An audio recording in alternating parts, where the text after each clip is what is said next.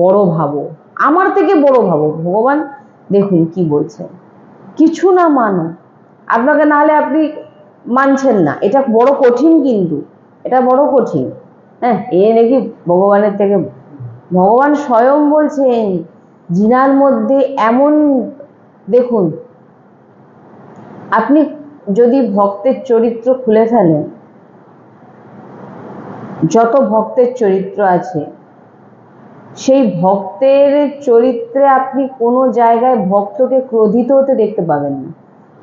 আর ভগবানের স্বভাবও কিন্তু ক্রোধিত হওয়ার নয়, কিন্তু ভগবান ক্রোধিত হয়েছে। কোথায় ক্রোধিত হয়েছে?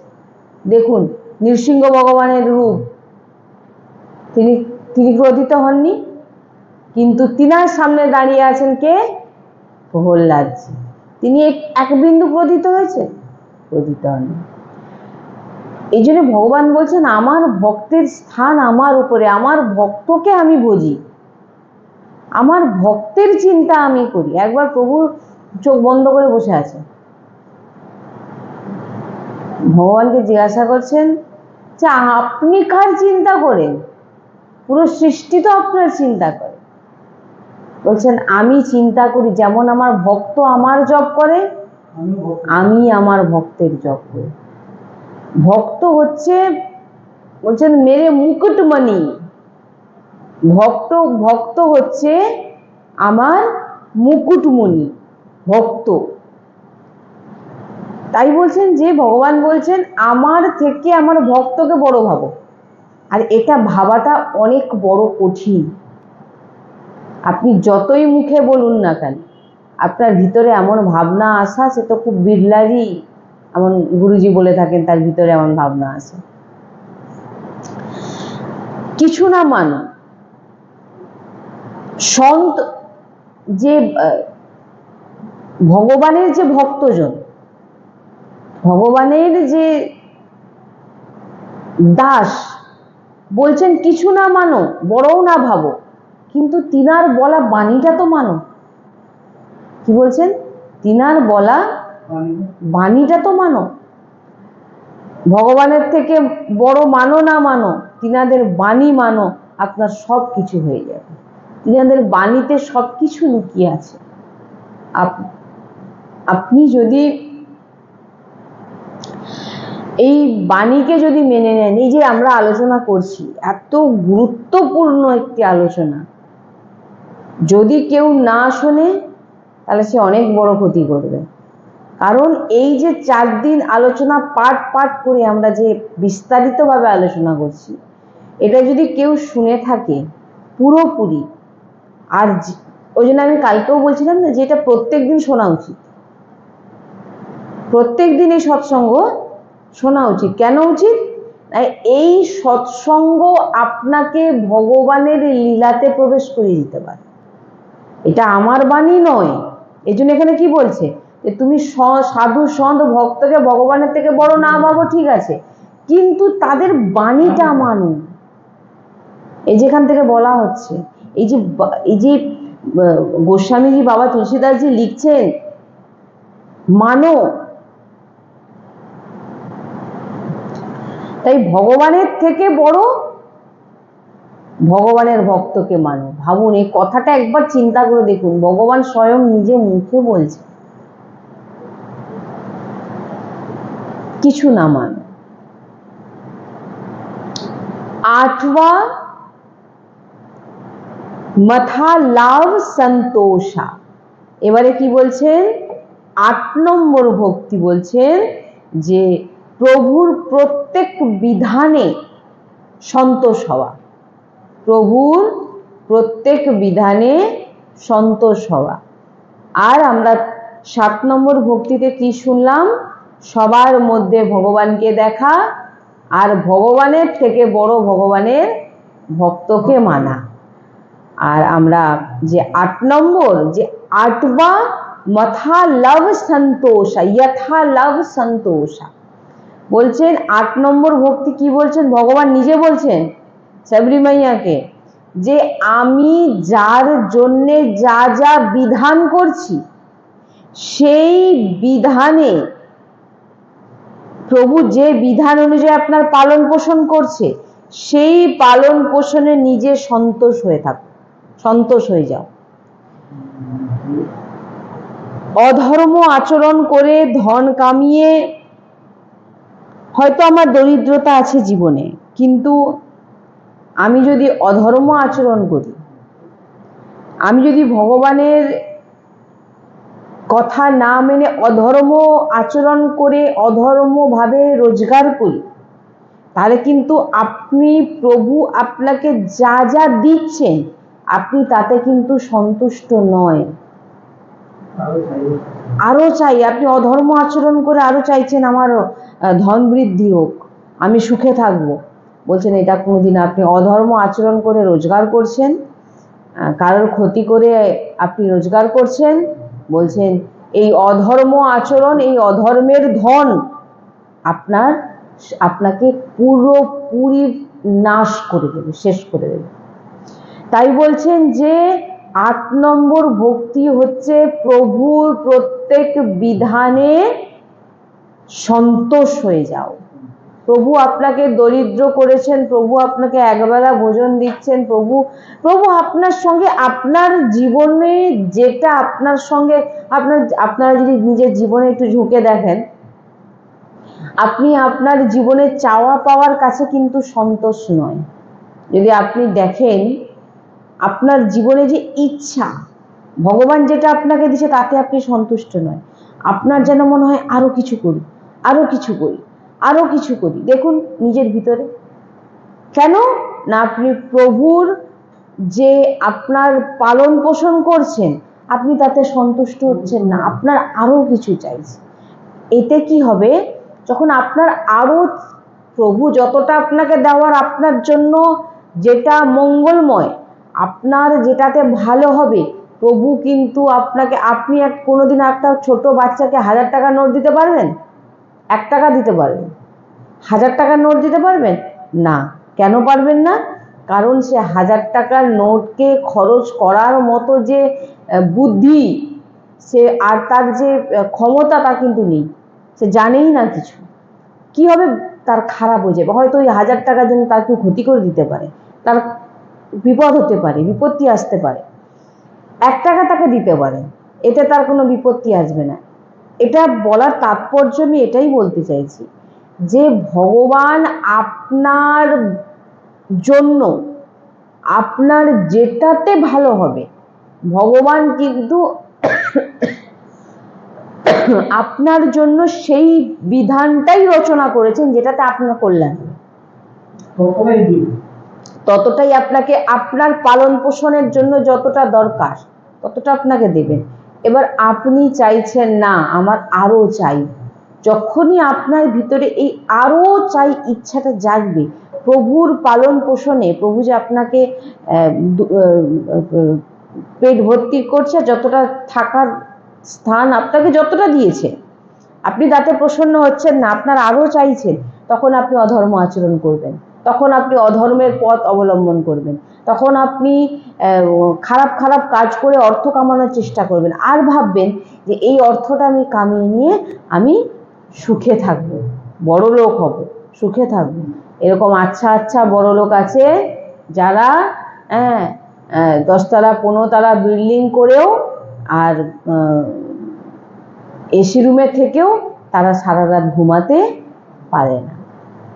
আমি এটা বলছি না যে বড় বিল্ডিং করেছে বলে তারা অধর্মের আচরণ করছে, না, আমি এটাই বলতে চাইছি যে কেউ যদি মনে করে যে আমি অধর্মের কোনো খারাপ কাজ করে কিছু অর্থ রোজগার করে আমি সুখী হয়ে যাব, বা বড় বিল্ডিং করে তাতে আমি খুব আরামভাবে সব রকম ব্যবস্থা রেখে দেবো, একটা ঝোপড়পট্টিতে হয়তো থাকতাম, সেখানে আমি যে সুবিধা পেতাম না, এখানে আমি সব সুবিধা করে নেব, দিয়ে আমি সুখে থাকবো, সে কিন্তু কোনোদিন সুখে থাকতে পারবে না।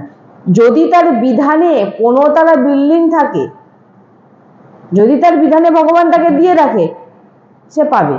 আর যদি তার বিধানে একটা ছোট্ট একটা, হ্যাঁ, যেটা ছোট কুঁড়ে ঘর বলুন বা যাই বলুন, মাটির বাড়ি বলুন, ছোটখাটো, সে সেটাই ভগবান তাকে দেবে।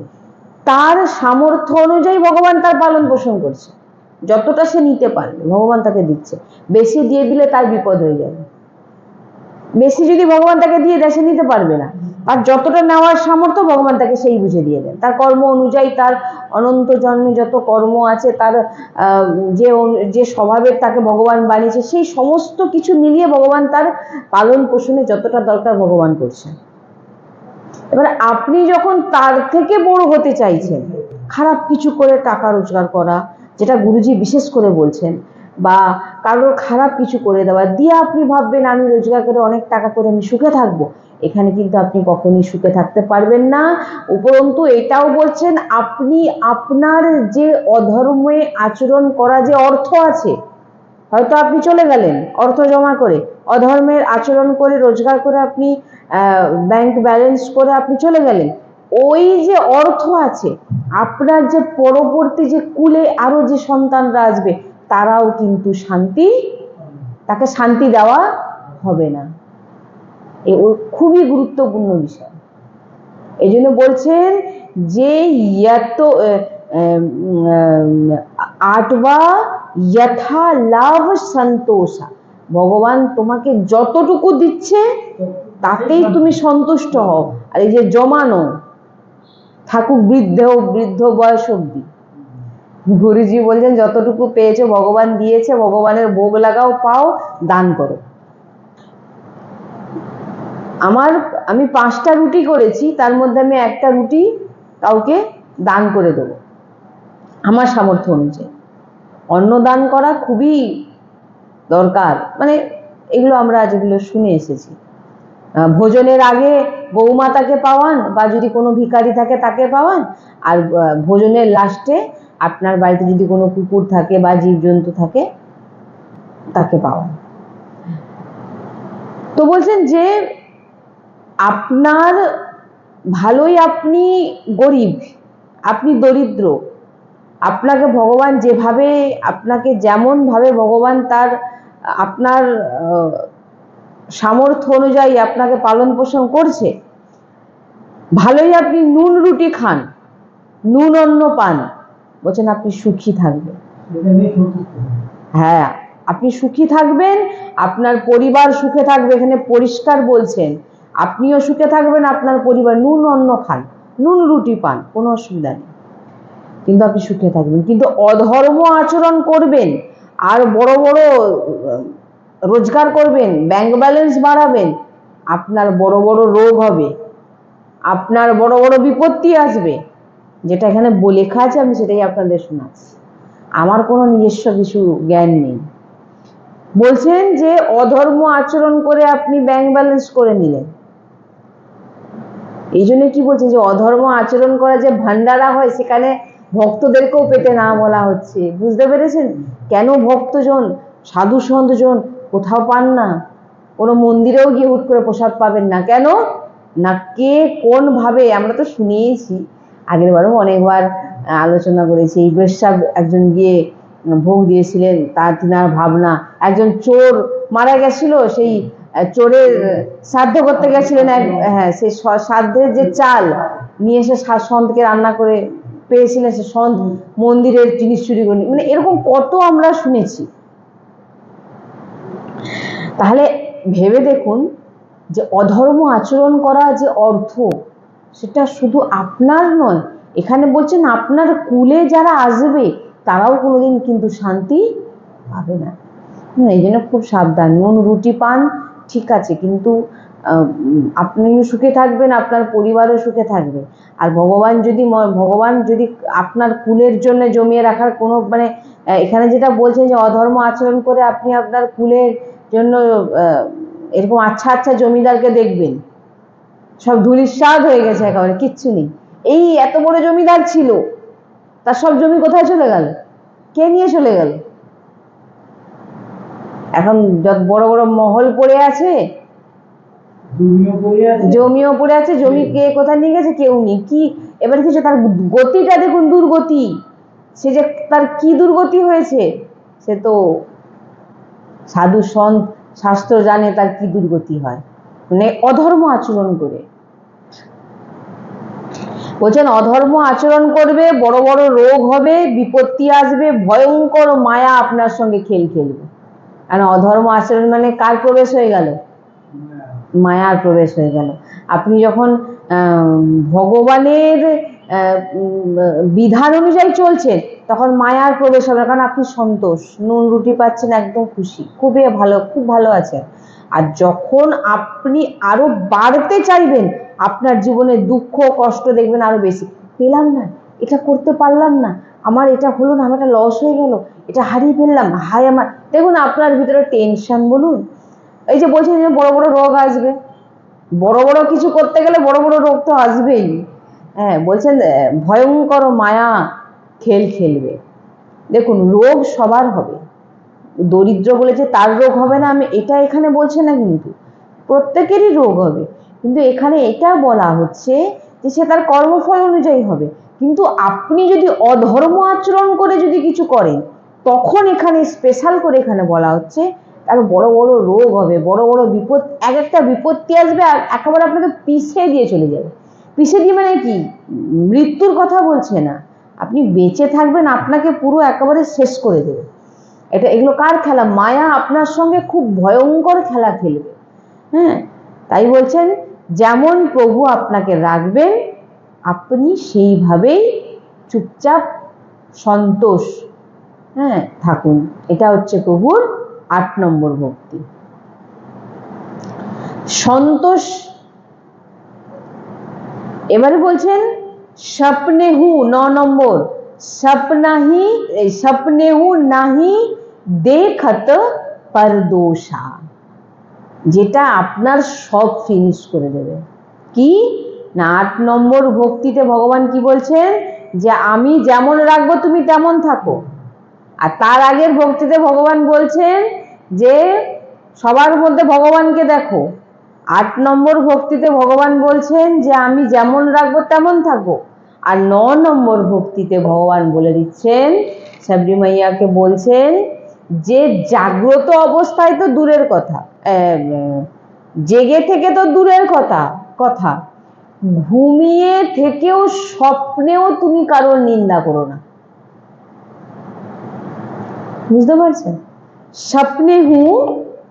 স্বপ্নেহু নাহি দেখত পরদোষা, বলছেন জাগ্রত অবস্থার কথা বলছেন না, স্বপ্নেও যদি তুমি কারোর দোষ দৃষ্টি করো হয়ে গেল আপনার। বলছেন 8 নম্বর ভক্তি, ওই জন্য খুব সাবধান, না কোনো কারোর নিন্দা করব আর না কারোর নিন্দা হচ্ছে বা কেউ খারাপ কাজ করছে আমি চোখে দেখে, আমি খারাপ কাজ করিনি, সে খারাপ কাজ করেছে, কিন্তু দেখে গিয়ে আমি কাউকে বলবো, দেখাটাও আপনার দোষ হয়ে গেল, বলাটাও আপনার দোষ হয়ে গেল। তাই বলছেন যে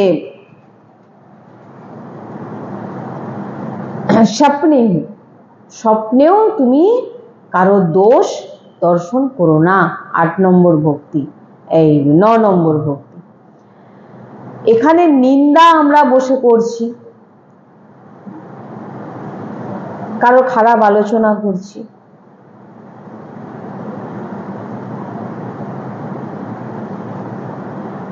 সে খুব পাপী, সে খুব খারাপ কাজ করেছে, এরকম ভাবে সবাইকে শোনাচ্ছি, এ খুব ভালো বাজে লোক, এ খারাপ কাজ করেছে, এ বড় পাপী। বলছেন তুমি কে তাহলে? ও যদি পাপী হয় তাহলে তুমি কে? তুমিও তো সেই একই কাজ করছো। আপনি যখন নিন্দা করতে বসেছেন আপনি কি আলোচনা করছেন? সে এরকম কাজ করলো, সে বড় পাপী, সে খুব একটা ভয়ঙ্কর পাপ করে ফেলেছে। বলছেন যে তুমি তাহলে কে? সে যদি পাপী হয় তাহলে তুমি কে? তখন বলছেন যে তুমিও তো সেই একই কাজ করছো যে কাজটা সে করেছে। সে পাপ করে নিয়েছে, আপনি দেখে আসলেন, দেখে এসে কাউকে শোনাচ্ছেন সে অনেক বড় পাপ করেছে, তাহলে আপনি কে? আপনিও কিন্তু সেই একই ভাগীদার হয়ে গেলেন, কারণ আপনিও কিন্তু সেই একই পাপ করছেন তার আলোচনা করে। এই জন্যে যখন কারোর আলোচনা হবে, সমালোচনা হবে, দু কানে আঙ্গুল দিয়ে রাধেশ্যাম বলে ওখান দিয়ে এগিয়ে চলো। বলছেন দেখাও দোষ, অন্যের দোষ আপনি দেখলেন আর সেই দোষকে আপনি বর্ণনা করে ফেললেন। হ্যাঁ, সে এমন করেছে, সে তেমন করেছে।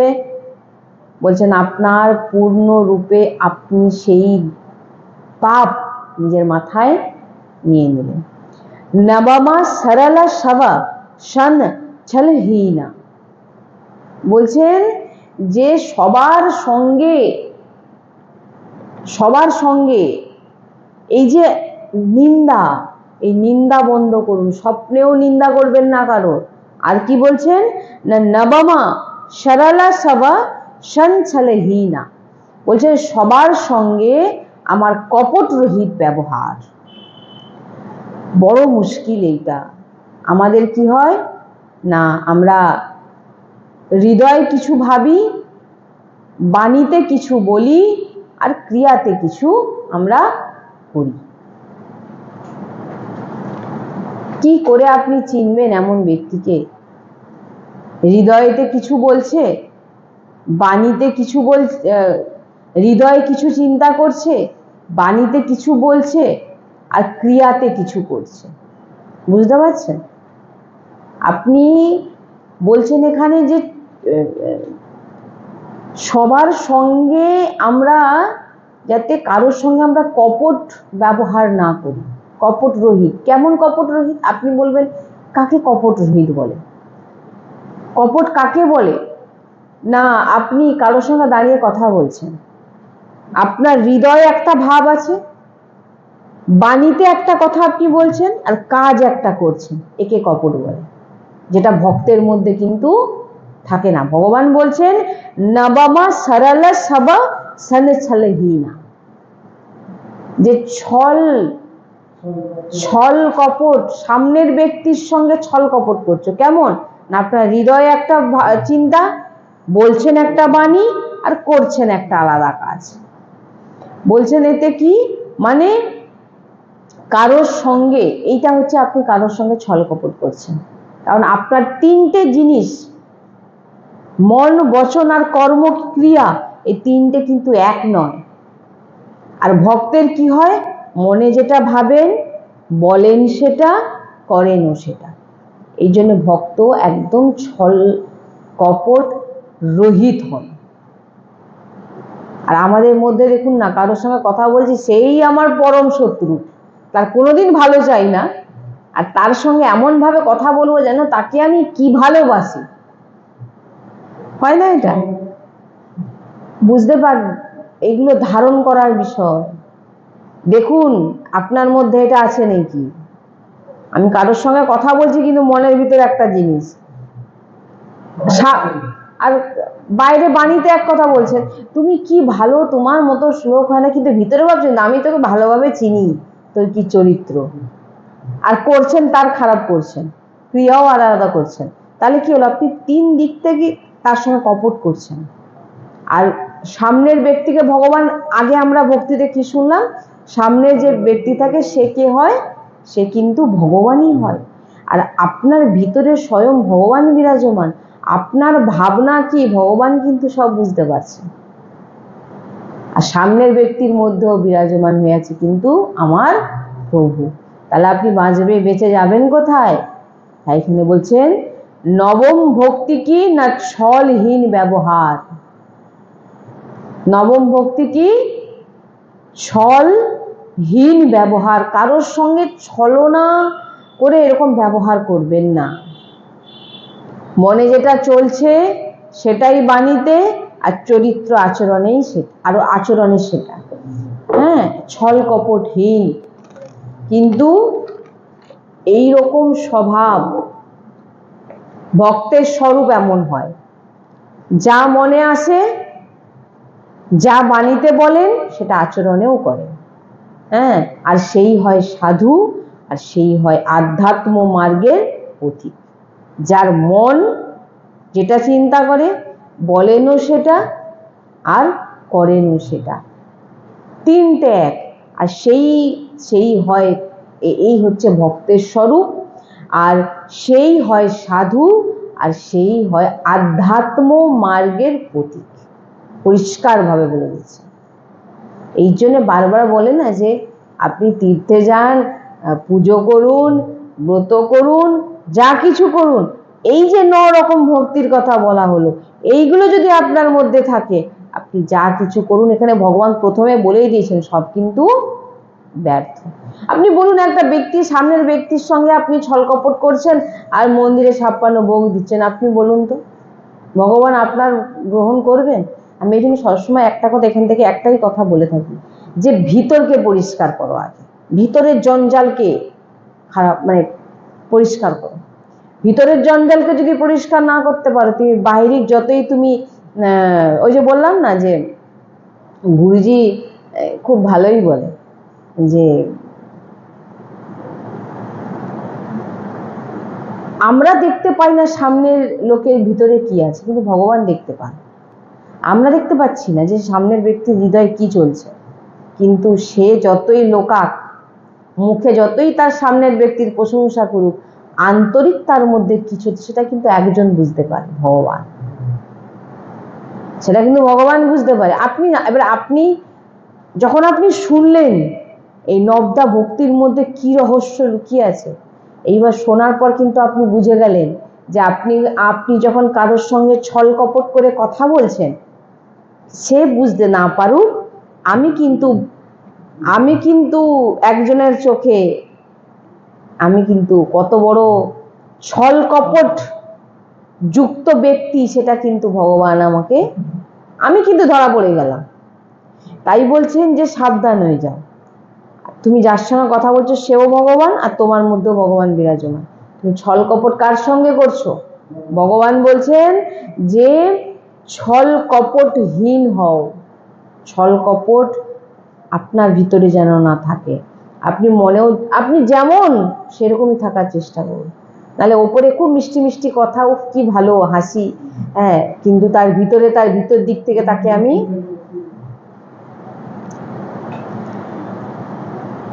এবারে ভগবান বলছেন যে ছলহীন হয়ে মম ভরসু, ছলহীন হয়ে যাও, ভিতরে কোনো ছলকপট রেখো না। আর মম ভরসু, আমার ভরসায় থাকো, আমাকে দৃঢ় বিশ্বাস করো। ভগবান বলছেন আমার ভরসাতে থাকো, আমাকে দৃঢ় বিশ্বাস করো, হৃদয়ে দৃঢ় ভগবানের বিশ্বাস, আমার ভগবান কল্যাণ করবেই। ভক্ত কল্যাণের চিন্তা করে না, তবুও বলছেন এখানে যে এমন নয় যে দেখুন,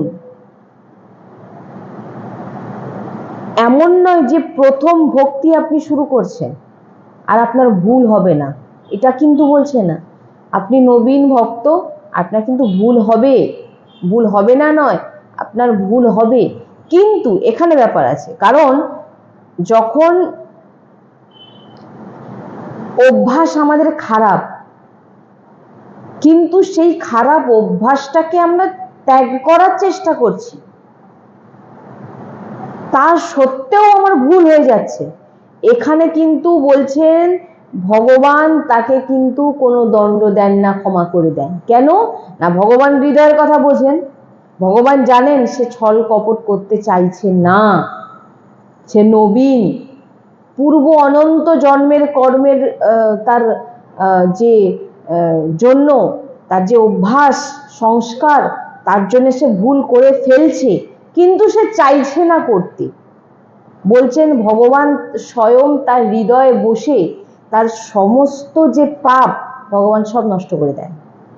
বুঝেন? নবীন ভক্তদের ভুল হবে না কিন্তু এটা বলছেন না, নবীন যারা ভক্ত তাদের ভুল হবে, কিন্তু তার যদি ভিতরে মাফটা কেন করবে? হ্যাঁ, যে আমি আর খারাপ কাজ করতে চাইছি না, হ্যাঁ আমি খারাপ কাজ করতে চাইছি না, আমি এটা করতে চাইছি না, আমার যে কিন্তু পূর্বের অভ্যাস তাকে ভুল করিয়ে দিচ্ছে। বলছেন এখানে ভগবান হৃদয়ে বসে তার সমস্ত দোষকে সব মাফ করে দেবেন, তাকে দণ্ড দেবেন না। কিন্তু হৃদয়ে যদি ছল কপট থাকে আর আপনি মুখে মুখে বলছেন আমি তো ভগবানের ভক্ত, আমি তো অমুক করি, আমি সব কিছু করি, তাহলে কিন্তু এখানে কিন্তু তাহলে আপনি নষ্ট হয়ে যাচ্ছেন। আপনি নষ্ট হয়ে যাচ্ছেন, নষ্ট মানে আপনার বিনাশ হয়ে যাচ্ছে। কেন না, আপনি যে জিনিসটাকে ঠিক করার জন্য ভগবান বলছেন, আপনার ভিতরকে, সেই ভিতরকেই তো আপনি দূষিত করে রেখেছেন। হ্যাঁ, আপনি চেষ্টা করছেন কিন্তু পারছেন না, সেটা আর কেউ না জানুক, ভগবান জানছে। ভগবান জানে এই করতে চাইছে না, ভগবান আপনাকে সাহায্য করবে, কিন্তু আপনার হৃদয় ছল কপট আছে, এখানে এই কথা বলছে। তাই বলছেন যে জন্ম জন্মান্তরের মন বুদ্ধির অধীন হওয়ার স্বভাব, জন্ম জন্মান্তর ধরে, কিন্তু এবার আপনি মন বুদ্ধিকে অধীন করতে চাইছেন। আপনি একটু পড়বেন দুমদাম করে, মানে ভুলভাল হবে, কারণ আপনি এখন চাইছেন, আগে আপনাকে অধীন করেছে, এখন আপনি এদের অধীন করতে চাইছেন মন বুদ্ধিকে। একটু দুমদাম করে পড়বেন, মানে ভুলভাল হবে। এটা কিন্তু বলছেন মাম ভরসা, ভগবানের ভরসায় থাকুন। ভুল হয়ে যাচ্ছে, আমি চাইছি না করতে, হৃদয় থেকে। আর হৃদয় ভগবান জানেন যে আপনার হৃদয়টা কতটা ছলকপটহীন, সেটা ভগবান জানে। এই জন্যে মানে আমার চোখে, আমি আগে ভাবতাম যে মানে আমার যে ভাবনা ছিল যে ধরুন সবাই তো সব ভাবনা প্রথমেই হয়ে যায় না, গুরু চরণাশ্রিত হওয়ার পর সব ভাবনা ধীরে ধীরে গুরু কৃপায় আসে। আগে ভাবতাম যে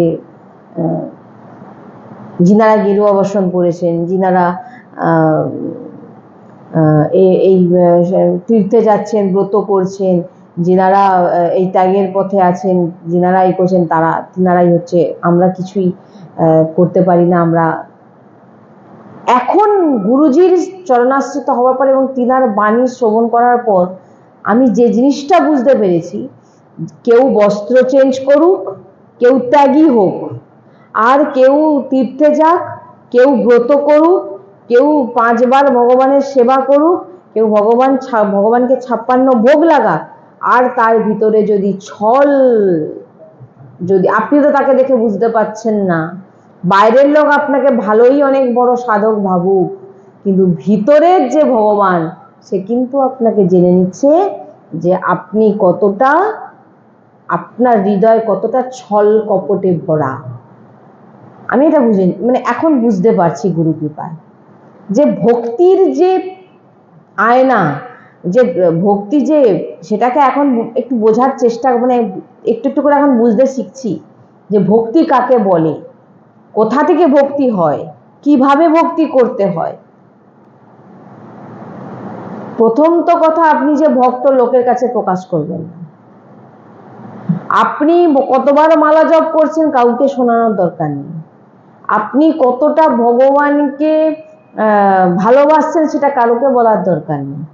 আপনি কতটা ভিতর থেকে নিজেকে পরিবর্তন করার চেষ্টা করছেন সেটাও কাউকে বলার দরকার নেই।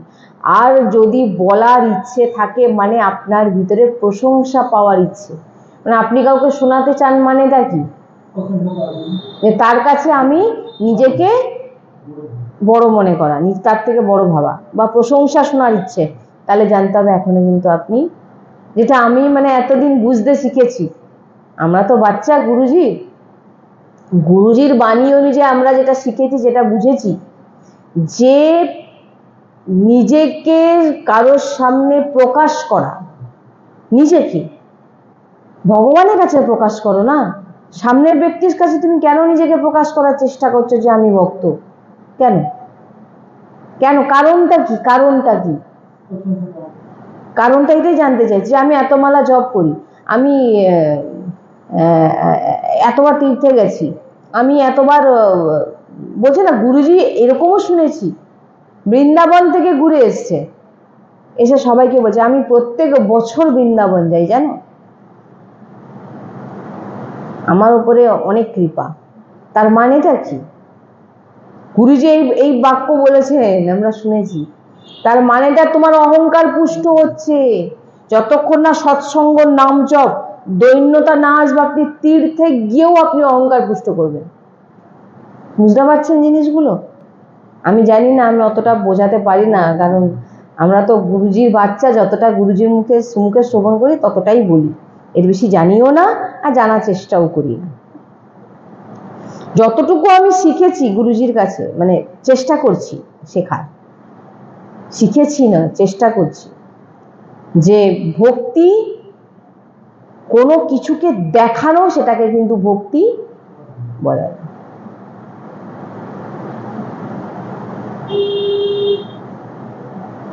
মম ভরসা, একদম ভগবানের ভরসায় থেকে সাধারণ জীবন যাপন করছি, কেউ জানে না আমি ভক্ত।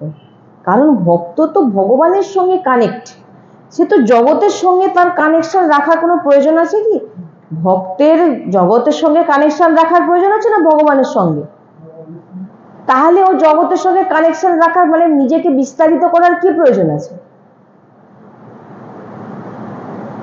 আমি ভিতর থেকে কতটা ত্যাগী ভগবান এখানে, আমি এটাই বোঝাতে চাইছি যে তাহলে ছল কপট আছে ভিতরে, নিজেকে বিস্তার মানে নিজেকে প্রকাশ করা, আমি কি দেখো, তার মানেটা হচ্ছে তোমার ভিতরে কিন্তু এখনো ছল কপট লুকিয়ে আছে।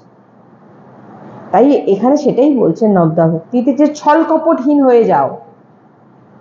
বলছেন না, নির্মল মঞ্জন সো মোহে পাওয়া, মোহে কপট ছল ছিদ্র না ভাবা। কপট ছল করে তুমি আমাকে যা কিছু করে নাও, ছিদ্র না ভাবা, আমাকে তুমি কিচ্ছু করতে, কোনো রকম ভাবে তুমি আমাকে বসে আনতে, আমি তোমার ধারে পাশেই থাকবো না তোমার মনে যদি এইরকম ছল কপট থাকে। নিজেকে বিস্তার করা, আমি অনেক বড় ভক্ত, বা সামনের ব্যক্তির কাছে হেসে হেসে কথা বলছেন, ভিতরে ভরসা ভগবানের, যে ভগবান হ্যাঁ আমাকে, আমি যেন কখনো না তোমার এই দৃঢ় ভরসা থেকে আমার হ্যাঁ সরে না যাই, ভুলে না যাই। আর ভগবান কৃপালু দয়ালু, সবসময় আমার কল্যাণ করছে। তাই নবদা ভক্তিতে বলছেন ছলহীন, ছল কপটহীন হয়ে যাও, আর অন্যের কোনো দোষ স্বপ্নেও তুমি দেখো না, অন্যের কোনো দোষ তুমি স্বপ্নেও দেখো না। তো নবদা ভক্তির আমরা আজ এখানে শুনলাম। তো এই 9টা ভক্তির মধ্যে যদি কেউ একটিও পালন করে, বলছেন সে ভগবানের কি হয়ে যায়? প্রিয়।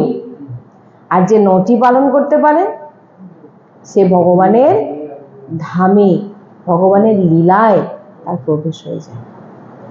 তাই আমি বলবো এই নবদা ভক্তি যেটা আমরা আলোচনা করলাম, এটা যেন প্রতিদিন শোনা হয়, প্রতিদিন পড়া হয়। মানে কেউ যদি এই সৎসঙ্গকে যে মেন পয়েন্টগুলো তুলে প্রত্যেক দিন দেখুন, আমি এগুলো করতে পারছি কি, আমি এগুলো এই পয়েন্টগুলো আমি এটা করতে পারছি তো, আমি এটা করতে পারছি তো, এই যে আমি যেটা লিখতে বলছি পয়েন্টগুলো নবদা ভক্তি, যে ভগবান যে জিনিসগুলো স্বয়ং শ্রীমুখে সাবরি মায়াকে শোনাচ্ছে, সেটা আমরা প্রত্যেকদিন দেখি, এটা আমি করছি তো, এটা আমার ভুল হয়ে যায়নি তো। দেখুন না কোনটা আপনি করতে পারছেন, দেখুন, পড়ুন, শুনুন। আসল ভক্তি কার কি? স্বয়ং ভগবান বলছেন আমাকে যেভাবে যে আমাকে প্রাপ্তি করে নেবে, আমাকে অধীন করে নেবে, সেই মার্গ আমি বলছি, এই মার্গ অবলম্বন। তাই প্রার্থনা সবার, প্রত্যেক ভক্ত যাতে ভগবানের বলাই বাণী যেন আমরা মানতে পারি, আর ভগবানের কৃপাতেই আমরা মানবো, আমাদের তো সামর্থ্য নেই। তো ভগবানের কৃপাতেই, ভগবান সৎসঙ্গ দিচ্ছেন, শ্রবণ করছি, গুরু কৃপার, লাডলিজুর কৃপার আমরা আজকে এই নবদা ভক্তি শ্রবণ করলাম। তো আমরা এটা জীবনে আচরণে আনার চেষ্টা করব। প্রত্যেক ভক্তের কাছে প্রার্থনা। श्री राधा वल्लभ लाल की जय। श्री हरिवंश।